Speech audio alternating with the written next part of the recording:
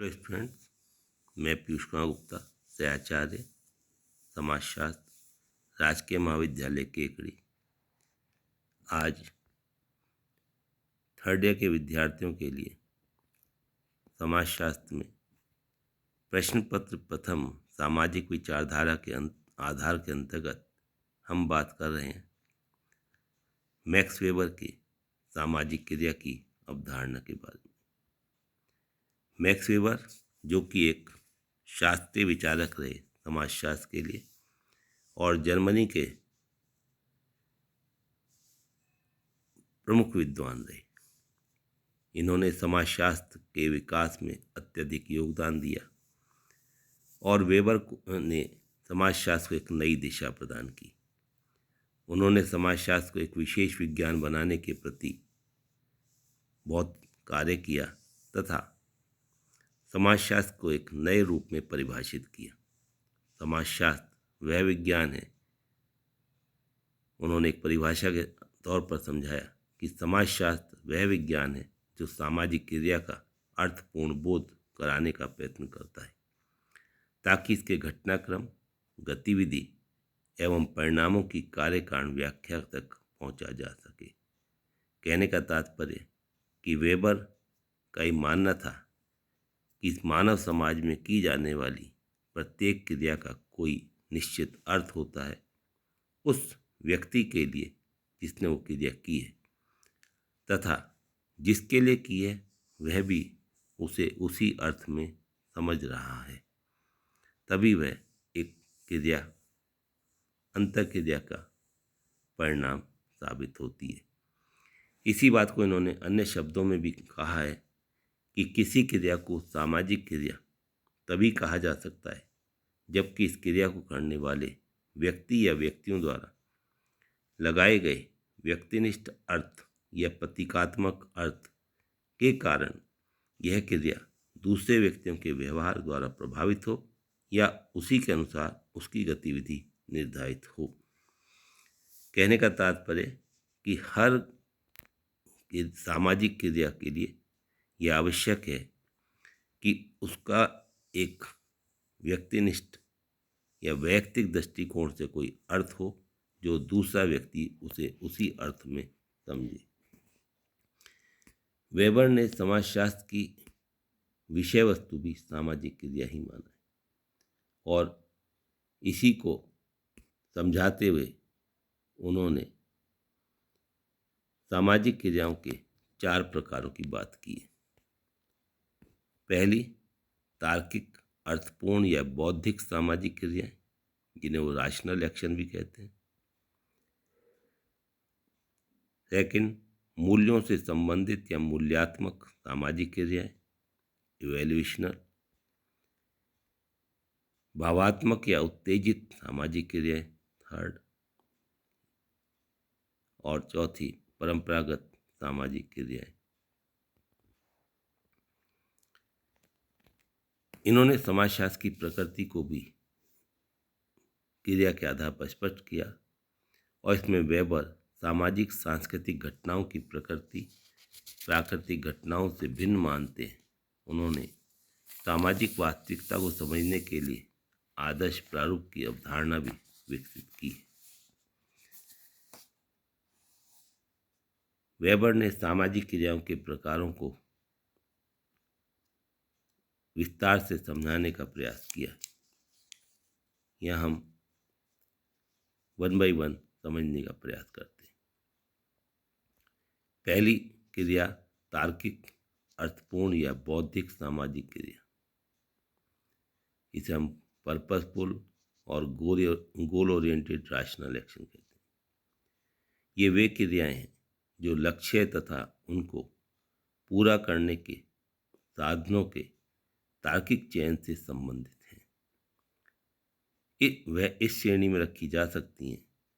इसका उदाहरण एक इंजीनियर है जो साधन और लक्ष्य को संबंधित करके कुशल प्रविधियों द्वारा पुल का निर्माण करता है। कहने का तात्पर्य कि तार्किक क्रियाएं वो हैं जो लक्ष्य निर्धारित कर और उस लक्ष्य तक पहुंचने के लिए कुछ निश्चित तार्किक तरीकों से उन्हें पूर्ण करने का प्रयास करती हैं।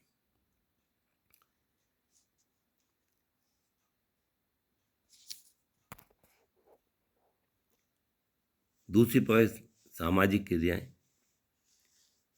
मूल्यों से संबंधित या मूल्यात्मक सामाजिक क्रियाएं, वैल्यू ओरिएंटेड सोशल एक्शन। इन क्रियाओं का संबंध उन लक्ष्यों को प्राप्त करने से है जो वास्तव में तार्किक नहीं है, जैसे कि मोक्ष की प्राप्ति करना, यद्यपि इन्हें प्राप्त करने के लिए तार्किक साधनों का प्रयोग किया जाता है। इस प्रकार की क्रिया के पीछे तर्क का होना आवश्यक नहीं है। एक डूबते हुए जहाज के साथ कप्तान का समुद्र में डूब जाना मूल्यांकनात्मक क्रिया के अंतर्गत आता है, क्योंकि कप्तान यह भली भांति जानता है कि जहाज छोड़कर अलग नहीं होने से उसे सदा के लिए जीवन से हाथ धोना पड़ेगा, परंतु फिर भी वह जहाज छोड़ने बजाय मर जाना ज़्यादा अच्छा या श्रेष्ठ मानता है, क्योंकि जहाज छोड़कर चला जाना किसी भी रूप में सम्मानजनक कार्य नहीं माना जाता। इसी मूल्य से प्रभावित होकर कप्तान अपनी क्रिया करता है। यह करता कभी जितने भी उसके सामने खतरे थे उन्हें सबको स्वीकार करता है और तार्किक ढंग से क्रिया करता है। ऐसा वह इसलिए करता है क्योंकि एक कैप्टन के लिए ये उसकी ड्यूटी बन जाती है कि वह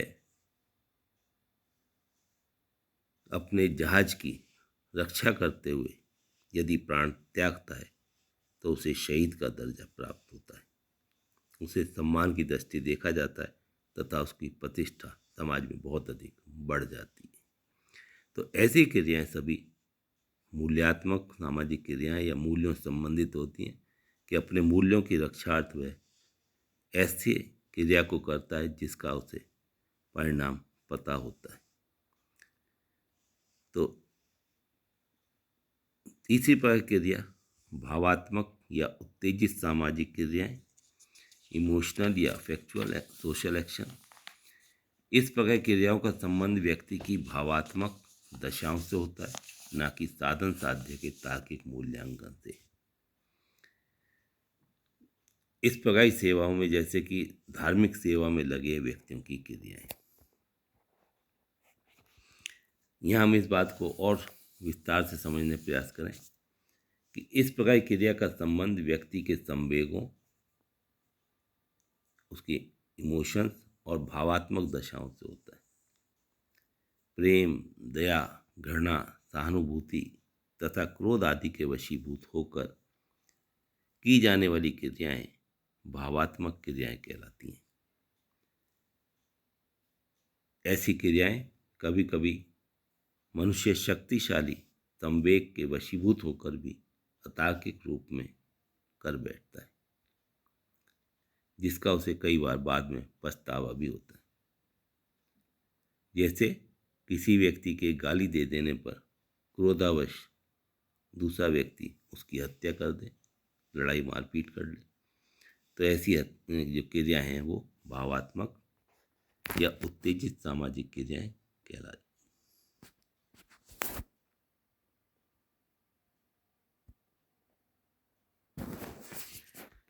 एक और प्रकार की क्रिया परंपरागत सामाजिक क्रियाएं या ट्रेडिशनल सोशल एक्शन। ये वे क्रियाएं हैं जो प्रचलित प्रथाओं अथवा विचारों द्वारा निर्दिष्ट होती हैं, अर्थात उनका संबंध प्राचीन काल से चली आ रही प्रथा और परंपराओं से होता है। जैसे कि परंपरागत रूप से अपनी जाति में विवाह करना, मृत्यु भोज, श्राद्ध एवं तर्पण आदि करना। ये क्रियाएं जिनका संबंध प्रथाओं, परंपराओं तथा प्राचीन काल से चली आ रही व्यवहारों और विश्वासों से होता है। ऐसी क्रियाएं इसलिए प्रचलित होती हैं कि भूतकाल से लोग ऐसा करते रहे हम उनका अनुसरण करते हैं और ऐसा करने के लिए कर्ता को किसी लक्ष्य या मूल्य की को ध्यान में नहीं रखना है, ना ही उसे इसके लिए संवेगों को ध्यान में अपने क्या चाहिए सहारा लेना पड़ता है। वह केवल किसी प्रथा, परंपरा या विश्वास के वशीभूत होकर वही व्यवहार या क्रिया करता है जैसा इसके पूर्वज करते आए हैं।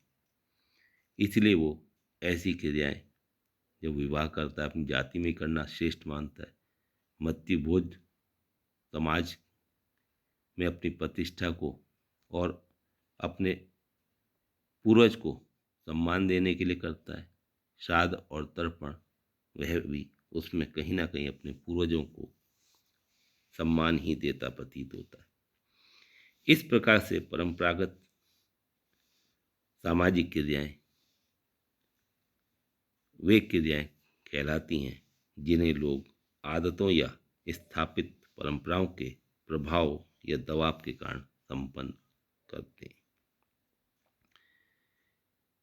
यह सभी क्रियाएं यद्यपि हमें अलग अलग दिखाई देती हैं किंतु परस्पर संबंधित भी हैं और इनमें भेद करना अनेक परिस्थितियों में कठिन हो जाता है। फिर भी क्रिया के वर्गीकरण से स्पष्ट है कि आधुनिक और पश्चिमी देशों में अधिकांश जो सामाजिक क्रियाएं वो तार्किक आधार पर लक्ष्य या साधनों को ध्यान में रखकर की जाती हैं, तो वहीं गैर पश्चिमी देशों में जिन्हें हम थोड़ा परंपरागत या पिछड़े देश भी मानते हैं, इसके विपरीत अन्य प्रकार की क्रियाओं को प्रधानता देते हैं। आज के लिए इतना ही। धन्यवाद।